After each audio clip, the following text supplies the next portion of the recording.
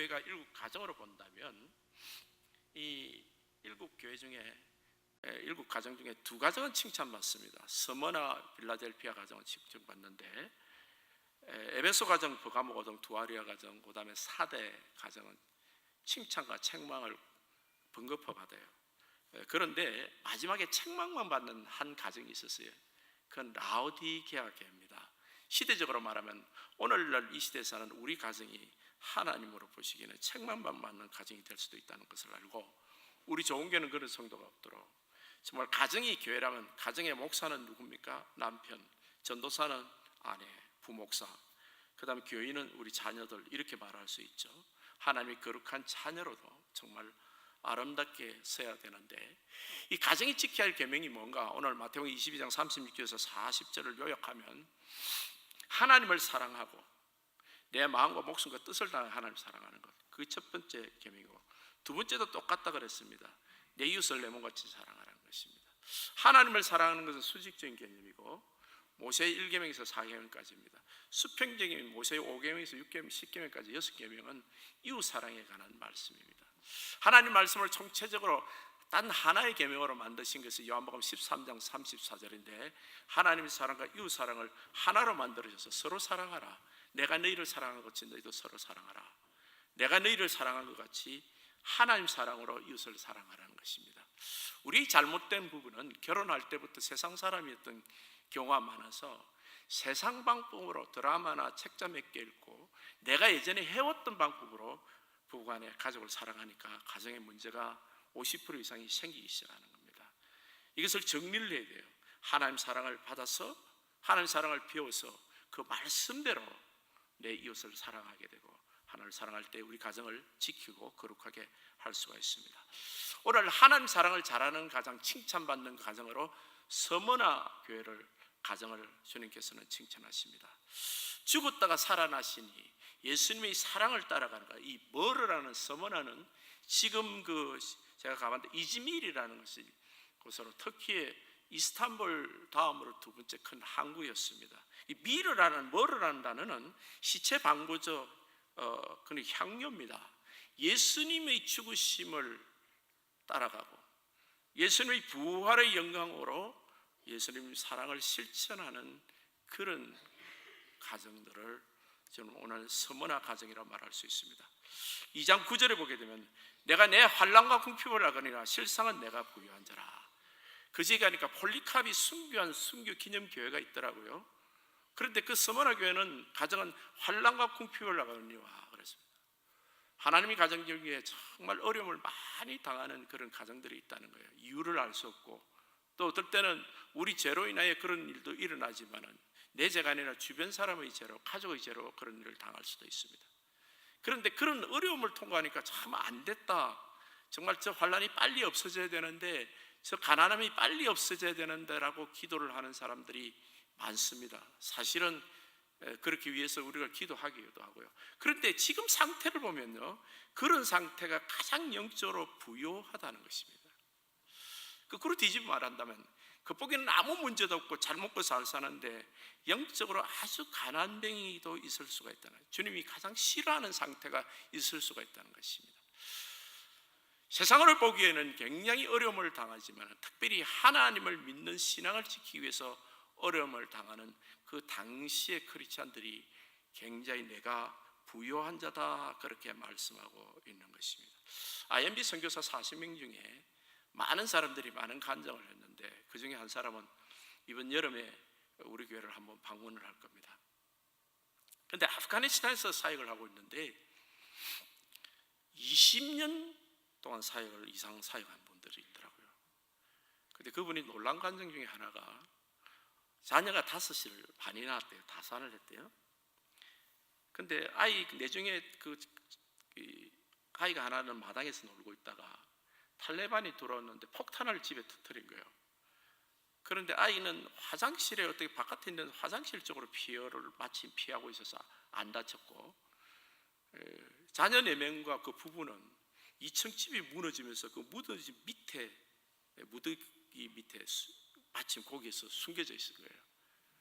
그래서 그 가정이 살았습니다. 근데 그런 거 환난과 어려움을 당하면 보통 우리들은 아주 정말 신앙인이 왜 이런 일을 다 하냐 하고 시험 들기 쉬운데, 이 가족들은 아직까지 그 지역에서 선교사를 하고 있더라고요. 장소만 옮겼을 뿐이지 비슷한 위험이 있는 그곳에서 선교사를 하고 있더라고요. 우리가 많은 어떤 부분에 시험 든다 그럴 때, 여러분, 환경이 나빠서 시험 드는 게 아니더라니까요. 자기가 시험 들으려고 해서 시험 든 거예요. 에베소 교회를 보게 되면 책망을 받는데 2장 4절에서 5절까지 보게 되면 내가 처음 사랑을 버렸다고 말씀하고 있습니다. 내게 책망할 것이 있느니 네가 처음 사랑을 버렸다. 우리가 예수를 믿으면 첫사랑이 있는데 이 첫사랑을 까먹어버리는 거예요. 잃어버리는 거예요. 그리고 5절에 보게 되면 어디서 떨어졌는지, 그래서 어디서 떨어졌는지 생각하고 회개하여 처음 행위를 가져라. 우리가 무엇 때문에 신앙이 툭 떨어지는 거예요. 시험 드는 거예요. 특별히 하나님이 주의 종들 때문에, 목사들 때문에, 또 형제들에게 상의를 당해서 교회가 어떻게 이럴 수가 있느냐 이러면서 내 신앙이 툭 떨어지는 거예요.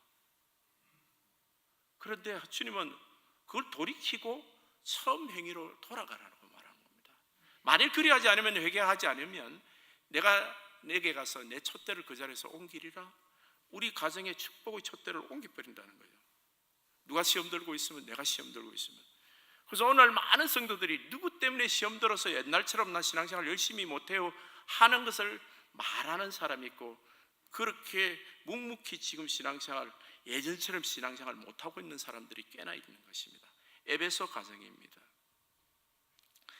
여러분, 다윗을 보게 되면 가족 중에 장인어른이 자기를 죽이려고 군사 2,000명을 풀어도 시험 안 들었어요.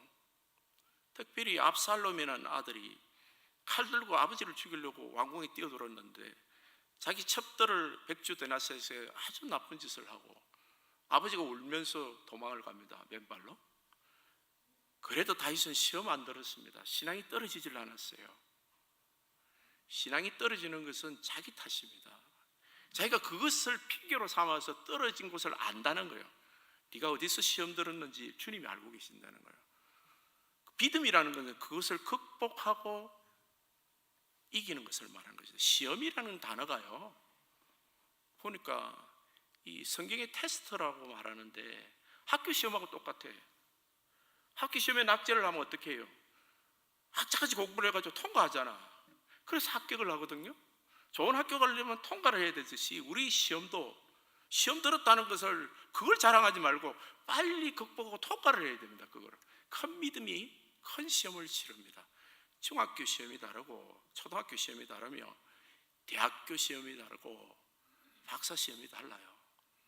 신앙에서 큰 믿음으로 큰 시험을 통과하게 한 사람은 큰 믿음 되게 하시기 위한 하나님의 테스트는 것입니다.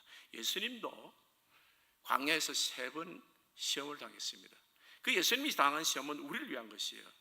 육신의 정욕, 안목의 정욕, 이색의 자랑, 그것을 통해서 예수님이 그것을 이기셨습니다. 이 말씀은 우리 안에 있는 예수님을 통해서 넉넉히 이길 수 있는데 그걸 핑계 삼아가지고 신앙의 게으름을 피우고 있다는 것입니다. 나 이렇게 시험 들었어요. 난 누구 때문입니다. 우리 가족 때문이고 내보다 영적으로 권위자고 내 어린 믿음을 시험 들게 했어요. 이렇게 말하고 거기서 안 돌아온다는 거예요. 그게 에베소 신앙입니다. 에베소 가정입니다. 여러분, 주님이 기뻐하시는 신앙 가정은 그런 가정이 아니라는 거예요. 거기서 돌아오라는 것이죠. 예수님으로 일어서라는 거예요. 두 번째, 주님이 기뻐하지 않는 신앙, 하나님을 사랑하는 데 있어서 그 사랑이 중단된 가정은 부자가 된 부자교회 라오디아 교회를 말합니다. 라오디아 가정을 말합니다. 돈이 없을 때는 열심히 신앙생활하다가 돈 좀 생기니까 돈 자랑하고 신앙이 미지근해져 버렸다는 거예요. 오늘날 이런 신앙이 굉장히 많다는 겁니다. 이 시대의 라오디아 교회는 이 시대의 가장 역사상, 인류 역사상을 가장 부유한 시대입니다. 그래서 신앙이 미지근해서 주님 보시기에 토해내고 싶다, 구역질 난다라고 할 정도로 오직 책망만 받는 가정이에요. 그리고 3장 17절에서 18절 같으면 나는 부자라 부유하여 부족한 것이 없다. 돈 자랑한다는 거, 돈 자랑하는 신앙이야. 내 멋진 건 명품 자랑하는 신앙이에요.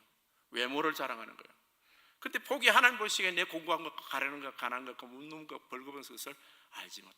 하나님 보시기에 너무 비참한 모습이라는 거예요. 겉보기는 화려할지 몰라도 여기서 돌아오라는 거예요. 서머나 교회는 영적으로, 외적으로는 부유하지 못했고 가난하고 또 힘들어 보이는데도 영적으로 가장 부유하고 주님이 기뻐하는 가정이라는 거예요. 성경 말씀은요, 절대 1.1점도 변화될 수 없습니다. 우리는 세상적으로 부유하거나 그걸 추구하는 것이 아니라, 세상적으로 부유한 것이 신앙이 좋다라는 것은 우리가 만들어낸 무속신앙적인 것이에요. 구복신앙입니다. 물론 신앙이 좋아서 축복받은 사람이 있지만은, 부자가 신앙이 좋다라는 그런 공식으로 말한다면 예수님은 신앙이 굉장히 나쁘신 분이에요. 왜? 가난하게만 사셨거든. 생고생만 하셨잖아요. 33살을 돌아가셨어요. 그럼 예수님은 제일 가난뱅이고 제일 신앙이 없는 분이 되는 겁니다. 그런 공식을 누가 만들어냈어요? 우리 이 시대 사람들이 만들어낸 거예요. 잘못된 신앙입니다. 정말 우리 안에 계신 예수님이 뭐라 그러는지 주님의 음성을 들어야 돼요. 그리고 계시록 3장 20절 라오디아 교회에게 이렇게 말씀하십니다. 볼지어다 내가 문 밖에 서서 두드리네.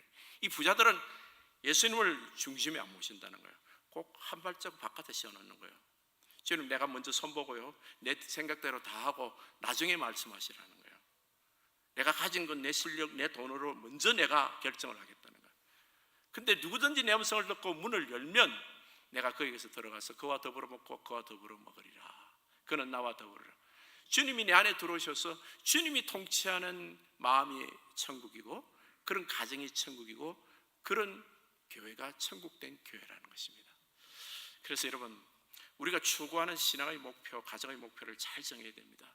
물론 여러분들이 잘 되고 여러분 자녀가 잘 되기를 원하지만은, 여러분 가정이 잘 되고 남들이 말해서 세상적인 개념에서 자녀가 잘 됐다고 해서 좋은 신앙이 아닌 겁니다. 책망만 받는 라오디아게아 신앙일 수도 있다는 거예요. 내가 예수로 부자냐, 내가 예수로 부자냐, 이런 것을 먼저 생각해요. 내가 얼마만큼 예수로 충만하고 예수의 부자냐 이 말이에요. 예수의 부자인 사람은 주님께서 내게 하시는 말씀을 알고 있는 것입니다. 많은 선교사님들을 봤어요. 근데 그분들은 이 세상의 그 모든 부유함을 버리고 일선의 영적인 전쟁터에 나가 있더라고요. 근데 그들이 부자인 거예요. 육신적으로 고생 많다, 대단하다, 그게 아니에요. 그들은 우리보다 지혜로운 사람이야. 부자인 거예요. 예수 충만한 곳에 가 있는 거예요. 영적으로 부유한 곳에 내가 가 있는 거예요. 이 LA지역에 살면서도 우리 가정이 영적으로 부유한 곳에 가 있을 수가 있습니다.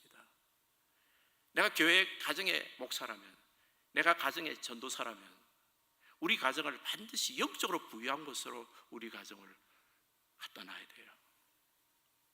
세상이 말하는 것으로 말고 하나님이 가정으로 부유한 곳, 예수로 부유한 곳으로 우리 가정을 크기다가 섬기는 가정, 교회 중심으로, 기도 중심으로 항상 주님의 음성에 귀를 기울이는 자들, 주님이 칭찬하시는 것도 감사하지만 때로는 책망할 때도 회개하고 빨리 돌아와야 됩니다. 크리스천은 부자라도 멋진 부자여야 됩니다. 크리스천은 지식인이라도 멋진 지식인이어야 됩니다. 예수로 먼저 충만한 사람이어야 돼요. 그래야 그 부도 지식도 빈다는 것입니다. 두 번째는 이웃을 사랑하는 가정으로 빌라델피아 교회 가정을 보았습니다. 내 이웃을 내 몸과 같이 사랑하라. 빌라델피아 가정은 이웃 사랑으로 축복을 받은 가정인데요, 복음 전파로 예수 사랑으로 이웃을 살리는 가정입니다. 3장 8절에 보면 내 앞에 열린 문을 두었으니 그러되, 이 말씀을 준비하는데 사도행전 16장 말씀 바울이 생각이 나더라고요. 이웃 사랑을 하는 사람은 하나님이 기회의 문을 많이 열어주신다는 거예요. 물질도 지식도 또 다른 사람으로도 알지 못하는 재능과 권세를 가질 수 있는 기회를 많이 두는데, 이 열린 문을 뒀다는 말은 그 기회를 자기를 위해서 사용하는 것이 아니라 우리 가정만을 위해서 사는 것이 아니라 내 이웃을 위해서 사는 것입니다. 가족들 중에서 저도 참 그런 사람이 아닌가 싶어서 회개하고 조심하고 있는데, 항상 자기만 말하는 사람, 내가 남편을 사랑을 받아야 되고 내가 이것도 받아야 되고 이것도 왜 해주지 않느냐고, 내 옆에 사람한테 항상 나에게 부족한 것을 이야기하고 내 이야기만 하는 사람들이 있어요. 그 사람은 이웃 사랑을 할 수 없는 사람입니다. 뭔가를 봐도 우리 아이들에게, 가족들에게 먼저 줄까, 우리 형제들도 이것을 가졌으면 좋겠는데, 내 이웃을 먼저 생각하는 이웃 사랑이 충만한 사람을 말하는 것입니다. 그런데 이 바울이 참 이 이웃 사랑으로 충만한 것을 어디서 알 수 있냐면, 바울이 빌립보 지역에서 귀신 들린 여종을 하나 전도를 합니다. 귀신이 나가고 점치는 귀신이 들렸는데, 부자들이 점괘를 치는 능력이 없어지니까 바울이 귀신을 쫓아낸 줄 알고 바울을 그만 죽게 만듭니다. 때렸어.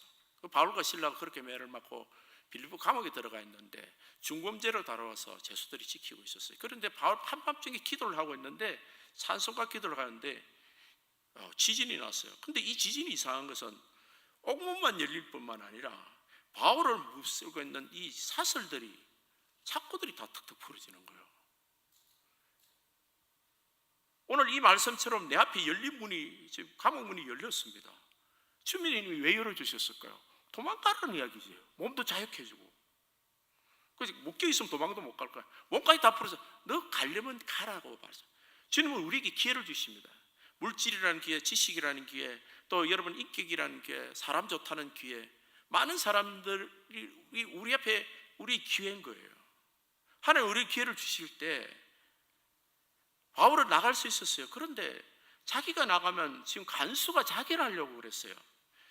그때 당시에 중범죄는 같이 묶어놓고 죄수를 잊어버리면 간수 책임이라 간수를 무조건 죽이는데, 그 죽이는 과정이 그냥 간단히 죽이는 것이 아니라 아주 고문을 통해서 그 죽음의 과정이 아주 심했던 것 같아요. 고통스러웠던 것 같아요. 그래서 바울이 잃어버리면 간수가 자기를 할 정도로 자기를 하고 죽어야 되는 거예요. 자, 내가 풀려나는데 내 형제가 죽게 됐어요. 내가 돈을 많이 버는데 내 형제가 내 때문에 망하게 됐어. 나는 높아졌는데 내 형제는 내 때문에 비참함을 당하는 그런 일이 내 눈앞에 있다 이 말이에요. 여러분, 이런 기회의 문을 주셨을 때 어떻게 하느냐 말이에요. 우리 가정은 이런 기회의 문을 주셨을 때 나만을 위해서, 또 우리 가정만을 위해서 그런 사람이 아니라는 거예요. 빌라델피아 가정들은, 이 빌라델피아 가정들은 먼저 그 간수를 생각하는 거예요. 그래서 사도행전 16장 28절에는 바울이 이렇게 말합니다. 내 몸을 상하게 하지 말라, 우리가 다 여기 있노라 그랬습니다. 이 말씀이 참 은혜가 되더라고요. 지금 내 때문에 죽게 된 사람이 우리가 도망 안 간다, 당신 죽지 말라 그러는 거예요. 이 간수는 사실은 바울 때문에 살았어요. 내가 내 권리를 포기함으로 간수가 죽음에서 살아나는 거예요. 우리가 이웃이 죽는데 너무 무관심한 이런 시대에 나옵니다. 누가 죽었다더라, 누가 자살했다더라.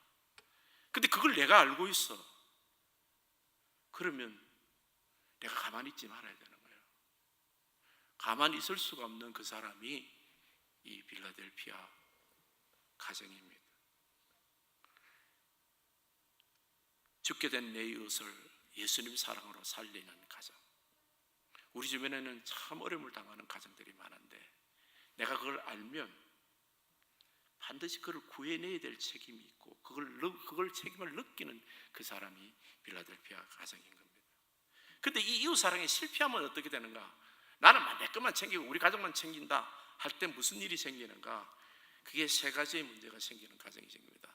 하나는 버가모, 하나는 두아디라, 하나는 사데기입니다. 버가모는 엄난의 문제가 생기는 거예요. 발람과 니고다의 교훈을 받았는데, 처음에는 안디바라는 선교사도 생기고 칭찬을 받았는데, 그 IMB 선교사가 이런 그 표현을 하더라고. Comfort, 편안함은 enemy to success. 평안함은 믿음의 성공의 가장 큰 적입니다, 이런 표현을 하더라고요. 그 말을 하면서 선교사 한 분이 눈물을 흘리더라고요. 자기가 아프가니스탄에 이 오지에 파키스탄에 이런 지역에 와 있는 이유를 말하는 거예요. 미국이라는 나라는 영적으로 너무 편안한 거예요. 그런데 그것이 우리를 점점 망하게 한다는 거예요. 그 예배도 적게 드리고 새벽 예배 없는 교회가 있어요. 기도도 많이 하는 것보다 적게 하는 게 편하잖아요. 신약 성경 꼭 읽어야 돼. 대충 들으면 되지, 그죠? 읽는 사람이 별로 없어. 그러면 어떤 일이 생기는가? 이웃집에 뺑덕이 아줌마가 바세바처럼 보이기 시작하는 거예요. 여러분, 마귀는요, 우리가 영적으로 다운될 때 주변에 더러운 물결을 보내는 것입니다. 여러분, 설교 시간에 특별히 설교를 돌릴 때 졸리는 사람은요, 자기가 영적으로 정반대의 더러운 것을 많이 본 사람이란 것이에요. 엄난 사이트를 많이 들어갔거나 더러운 것을 많이 본 사람은 설교 시간에 막 졸리는 거예요. 이게 신호입니다. 그 다음에는 어디로 빠지는가? 간음으로 빠지게 된다는 거죠. 믿음이 연약한 성도들은요, 교회 처음 오실 때 특별히 조심해야 될 것은 이 교회 외에 예배가 없는 장소에서 친하다고 바깥에 자주 올려가지고 가면 위험합니다. 같이 놀러도 가고 쇼핑도 하고 예수님 없이 말이죠. 자주 만나면 침이나 오락이 같다고 동거래하는 것은 절대, 우리 교회에서는 금하자고 그랬죠. 돈은 절대 빌려주지 마세요. 주면 그냥 주시라고요. 돈을 빌려주놓고 안 된다고 또 시험 들고, 제가 이렇게 설교를 해도 꼭 그러는 사람이 있더라고요. 그래서 시험 들고 나서는 그 다음에 누구를 원망합니까? 왜 죄 없는 담임 목사를 원망해요? 나 분명히 설교 여러분에게 했어요. 동거래 절대 하지 마세요. 동업도 절대 하지 마세요. 한국 사람은 민족 성격상 동업은 절대 안 됩니다. 그 자기 기질을 잘 알아야 돼요. 하나님보다도 더 하나님 없이 모이는 것. 근데 이게 그렇게 만나가 싸우는 것도 문제가 되지만 너무 좋아가지고 죽고 못 살게 되면 뭐가 생기죠? 엄난 문제가 생기는 거예요. 가정이 파괴가 되는 겁니다. 우리는 죄인들이에요. 절대 자기 남편, 아내를 죄에서 자유한 사람으로 여기면 안 됩니다. 버가모 교회는 그러다가 망한 겁니다. 평안하고 즐겁고 예배 드리고 이러다가 엄난 문제로 망한 가정이에요. 두 번째는 우상숭배 가정입니다. 두아디라 가정이요. 이세벨 교훈이라고 해서 영적인 간음인데, 누구를 좋아하는데, 이웃을 좋아하는데, 무엇을 좋아하는데 지나치게 좋아하고 그것을 우상을 삼는 거예요. 현대인들은 돈 그리고 자식입니다.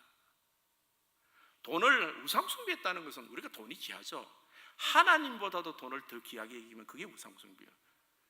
우상숭배라는 것은 자식을 하나님보다도 더 귀하게 여길 때 그게 자식이 우상숭배가 되는 거예요. 그런데 이 말씀 중에 무슨 말씀이 있습니다. 2장 23절을 한번 보세요. 내가 사망으로 그의 자녀를 죽이리니 그랬습니다. 누구에게 해당되는 말일까요? 우상숭배하는 사람은 그 자녀들이 예수 안 믿는다는 거예요. 그뿐만 아니라 실제로 죽임을 당하는 일도 있을 수가 있다는 거예요. 저는 말씀을 그대로 봤습니다. 여러분, 자식 멸망시키려거든 우상숭배하십시오. 자식을 하나님보다 귀하게 더 여기면 그 자식 날아갑니다. 돈을 하나님보다도 더 귀하게 여기면 돈 날아가요. 무엇이든지 하나님보다 귀하게 여기는 것은 하나님이 가차없이 날려버립니다. 그래서 모세의 첩계명이 나 외에 다른 신을 내 앞에 두지 말라 그런 거예요. 이건 지금도 역사하는 진리입니다. 하나님 진리. 가정에 참 어리석었는데 귀한 것 자식 돈 귀한 줄 압니다. 그런데 하나님 사람들은 하나님보다도 그것을 높이면 안 된다는 거예요. 하나님 반드시 나를 테스트합니다. 나는 그런지 안 그런지 모르겠습니다라는 생각이 드는 사람은, 마음에 그 생각이 드셨습니까? 하나님 여러분을 테스트합니다. 내가 하나님보다도 자식을 귀하게 여기는지, 또 하나님보다도 돈을 귀하게 여기는지 주님께서 테스트해서 알게 하시는 거예요. 여러분, 세 번째는 사대교회예요. 이건 무기력한 교회입니다. 3장 1절에 보면 내가 살았다는 이름을 가졌으나 죽은 자로다 그랬습니다. 오늘 사대교회에 편지하느니 하고 맨 마지막에 보면 내가 살았다는 이름을 가져서 죽은 자. 사람이 살았는데 영적으로 완전히 기쁨과 감격을 상실한 상태, 마치 죽은 자 같은 상태, 감격이 없던, 옆에서 잔치를 한데도 기쁘지도 않고, 좋은 일이 생겼다 그래도 기쁘지도 않고, 옆에서 슬픈 일이 있어도 슬프지도 않는 거예요.